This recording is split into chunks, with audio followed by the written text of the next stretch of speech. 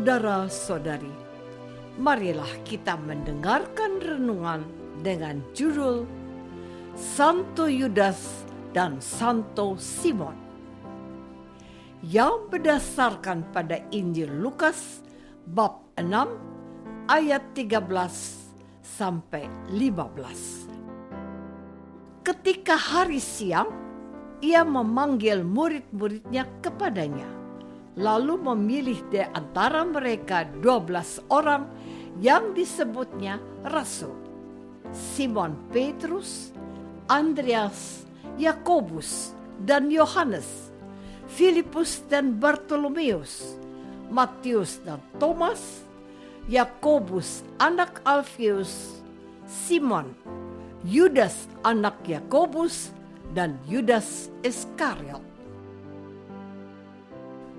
Dalam nama Bapa dan Putra dan Roh Kudus. Amin.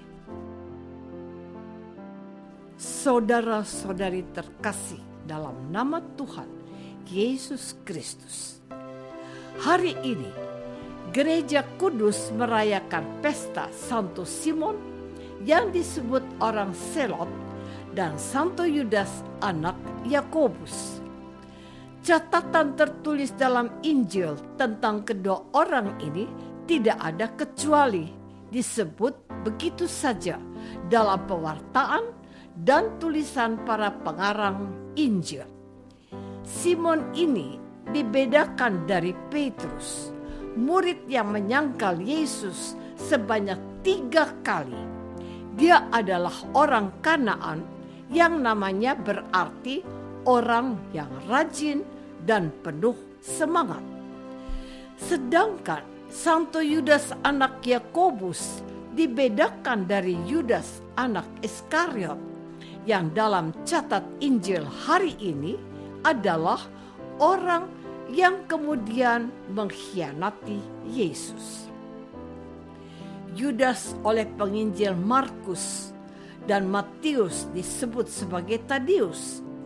2 rasul Tuhan Yesus ini dirayakan pada hari ini secara bersama-sama. Menurut tradisi Katolik diketahui bahwa keduanya menjadi martir di negeri Persia yang sekarang dikenal dengan Iran. Saudara-saudari terkasih, Simon selain dikenal sebagai saudara sepupu Tuhan Yesus, juga dikenal sebagai Rasul Yakobus Muda dan Yudas. Ia dijuluki orang Selot. Ia sangat rajin dan berpegang pada hukum Taurat dan ikut dalam pemberontakan melawan penjajah Roma. Simon yang berasal dari Kanaan ini tidak memiliki catatan berarti dalam kisah Injil selain bahwa namanya dicatat sebagai Rasul Tuhan Yesus sebagaimana diwartakan gereja pada hari ini. Sedangkan Santo Yudas yang disebut juga sebagai Tadeus, tradisi mengatakan bahwa ia adalah penulis surat Yudas. Namun kemungkinan ia menyuruh orang lain menulisnya, sebab dikatakan bahwa dia bukanlah seorang yang terdidik. Catatan yang kita dapat temukan dalam Injil Yohanes, dialah rasul yang pada malam perjamuan terakhir bertanya kepada Yesus, "Tuhan, apakah sebabnya maka engkau menyatakan dirimu kepada kami dan bukan kepada dunia?" Pertanyaan itu dijawab Tuhan Yesus, "Jika seseorang mengasihi aku, ia akan menuruti firman-Ku, dan Bapa-Ku akan mengasihi dia, dan kami akan datang kepadanya dan diam bersama-sama dengan dia." Yohanes bab 12 ayat 22 dan 23. Demikian sekelumit catatan sebagai permulaan permenungan kita hari ini. Saudara-saudari terkasih, dalam ibadat harian atau brevier yang didoakan oleh para imam dan biarawan-biarawati, dikutip uraian Santo Cyrillus dari Alexandria sebagai bahan bacaan selain kutipan dari kitab suci dari Kisah Para Rasul dan surat kepada jemaat di Korintus. Santo Cyrillus menulis begini: Tuhan kita Yesus Kristus menunjuk orang-orang tertentu untuk menjadi pembimbing dan pengajar bagi dunia serta penjaga misteri-misteri ilahi. Orang-orang ini juga diperintahkan untuk bersinar seperti matahari, bulan, dan bintang-bintang, dan tidak hanya menerangi tanah orang Yahudi, melainkan setiap tanah di bawah matahari dan semua orang yang ada di bumi.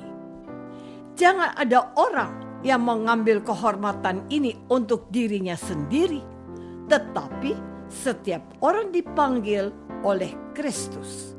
Sebab Tuhan kita, Yesus Kristus, memanggil murid-muridnya mendahului orang-orang lainnya untuk jabatan sebagai rasul. Lebih lanjut, Santo Cyrillus menegaskan hal ini. Para murid bahagia ini menjadi terang dan dasar kebenaran, sebab Kristus bersabda bahwa Ia mengutus mereka seperti Ia diutus oleh Bapa. Jadi, Ia menyatakan luhurnya jabatan rasul dan kuasa mulia tak terhingga yang diberikan kepada mereka, dan rupanya Ia mengisyaratkan cara hidup yang harus diikuti oleh para rasulnya. Jadi, kalau dikatakan bahwa keduanya akhirnya menjadi martir di tanah Iran, itu merupakan tugas perutusan mereka untuk bersaksi bahwa kasih Yesus diperuntukkan bagi semua bangsa. Saudara-saudari terkasih, pada hari ini kita merayakan pesta Santo Simon dan Yudas yang adalah bagian dari ke-12 rasul Tuhan Yesus. Tuhan mengatakan bahwa mereka diutus olehnya seperti Dia diutus oleh Bapaknya. Para rasul itu harus menarik kesimpulan bahwa tugas mereka jugalah untuk membawa orang berdosa kepada pertobatan dan menyembuhkan orang yang menderita, entah badan, entah jiwanya.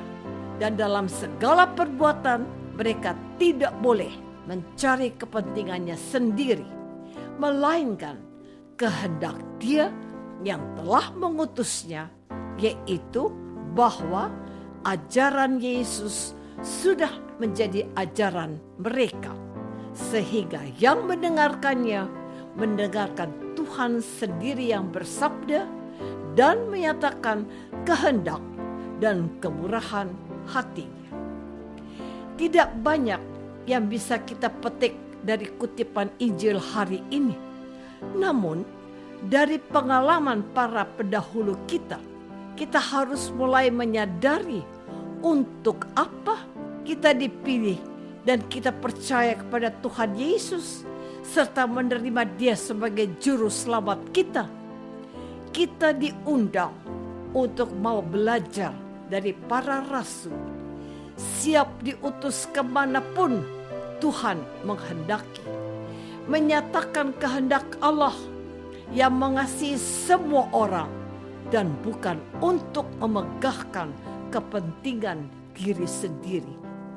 Kita harus rajin mendengarkan Yesus supaya tahu apa yang harus kita katakan kepada mereka yang belum mengenal Dia. Andalkan Yesus dan bukan kehebatanmu sendiri. Apakah aku mau bersaksi tentang kasih Allah yang dinyatakan dalam diri Yesus? Marilah kita berdoa.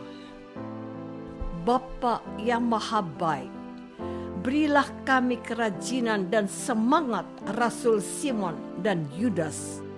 Bantulah kami untuk berani memberi kesaksian tentang cinta-Mu bagi sekalian bangsa. Santo Simon dan Yudas, doakanlah kami demi Kristus Tuhan kami. Amin. Semoga kita semua selalu dinaungi dan dibimbing oleh berkat Allah yang Maha Kuasa. Dalam nama Bapa dan Putra dan Roh Kudus. Amin.